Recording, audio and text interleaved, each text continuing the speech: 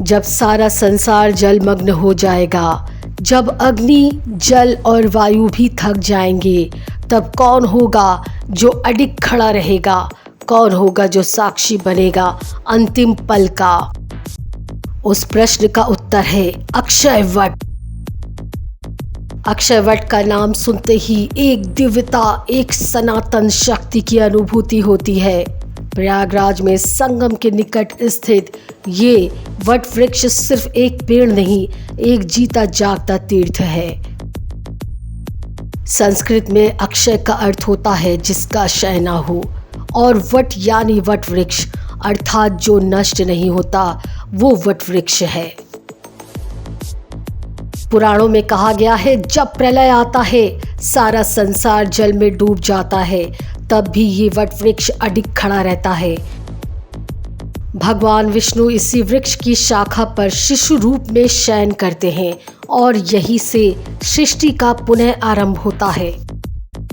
मान लीजिए अग्नि प्रचंड हो चुकी है, जल सारी सीमाएं तोड़ चुका है, धरती कांप रही है, सूर्य अपनी आग उगल रहा है, चंद्रमा लहूलुहान है।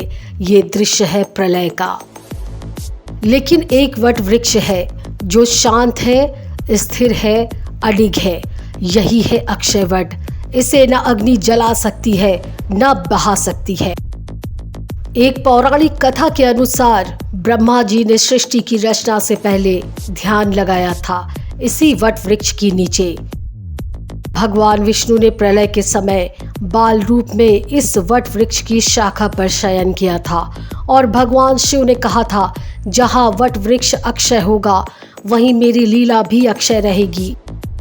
श्रीमद् भागवत और पद्म पुराण में इस वृक्ष को ब्रह्मांड का आधार कहा गया है। अब एक सवाल उठता है, क्या कोई पेड़ हजारों वर्षों तक जीवित रह सकता है? जी हाँ, विज्ञान भी इस पर चमत्कृत है। वट वृक्ष यानी वट का पेड़ अपनी जड़ों को ऊपर से नीचे बढ़ाकर स्वयं को बार बार पुनः उत्पन्न करता है। ये स्वनिर्माण की प्रक्रिया है। इस प्रक्रिया में पेड़ स्वयं को नवीन जीवन देता रहता है।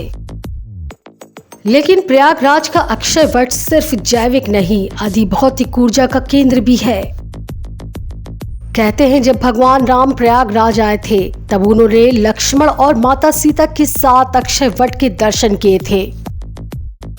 यहीं से उन्होंने ऋषि भारद्वाज के आश्रम में विश्राम किया। एक और कथा के अनुसार माता सीता जब धरती में समा रही थी, उन्होंने कहा था, हे वट वृक्ष, तू साक्षी रहना मेरे तप और त्याग का। ये पेड़ न केवल देवों की गाथा सुनता है, बल्कि स्वयं उस गाथा का एक जीवंत पात्र भी है। कई संतों और योगियों ने इस वृक्ष के नीचे तपस्या कर सिद्धियां प्राप्त की। कहा जाता है कि ये स्थान आत्मा को मोक्ष देने की शक्ति रखता है।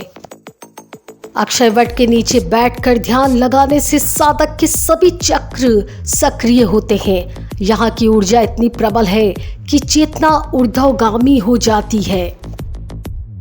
आज प्रयागराज में अक्षय वट भारतीय सेना की सुरक्षा में है।